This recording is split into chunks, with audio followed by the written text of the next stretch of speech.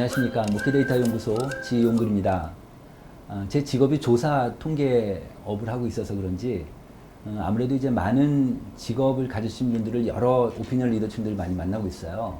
그런데 재밌는 것은 저한테 어느 한 특정 직업군은 저한테 만나기만 하면은 문재인 대통령 지지도를 이렇게 물어보는 분들이 계세요. 그러면서 하시는 말씀이 문 대통령 지지도 맞아? 이렇게 얘기들을 하는 거예요. 근데 그 직업군이 누구냐 하면 목사님들이세요.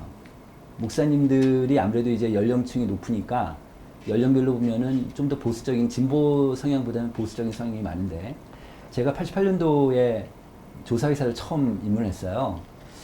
그 당시에는 우리나라 정치 성향이 대통령 지지도 또는 정당 지지도를 재는데 가장 크게 영향을 미치는 요인이 지역 변수였습니다. 그러니까 무슨 얘기냐면, 지역인데 지금 현재 살고 있는 거주지가 아니라 아버지의 고향을 저희가 물었어요. 원적이죠, 말하자면. 그 원적이 모든 변수를 다 누르고 가장 크게 영향을 미쳤거든요. 근데 지금은 달라요.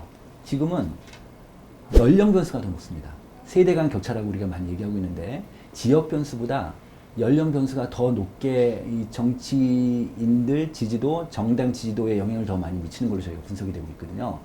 제가 이제 왜 오늘 말씀드리냐면, 한일 분쟁, 일본이 우리나라 수출 규제하면서 여러 가지 인식들이 있는데, 이거에 대해서 현 정부가 잘하고 있는지 못하고 있는지, 현재 대통령이 잘하고 있는지 못하고 있는지가 전 국민이 같은 생각이 아닌 거예요.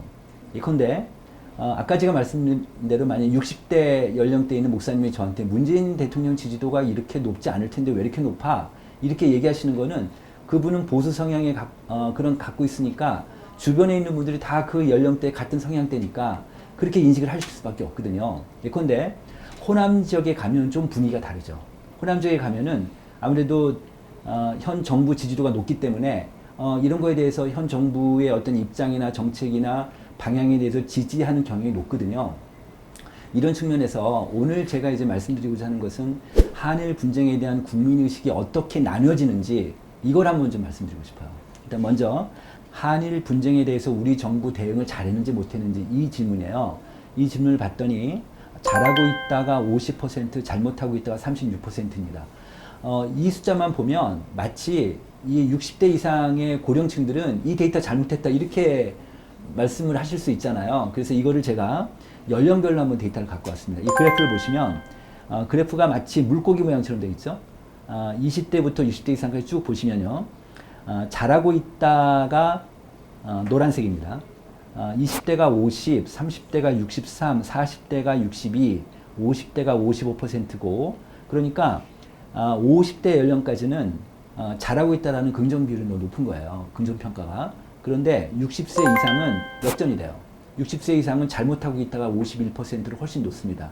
그래서 이 유튜브를 보시는 분이 만약에 60세 이상이시라면 이런 데이터를 보시면 이렇구나라는 것을 이해하시면 되겠습니다. 또 하나 뭐냐면, 지지 정당별로 한번 제가 분석을 해봤어요. 이건 더 금명하게 나올 수 있습니다. 자, 그래프를 보시면은 더불어민주당을 볼까요?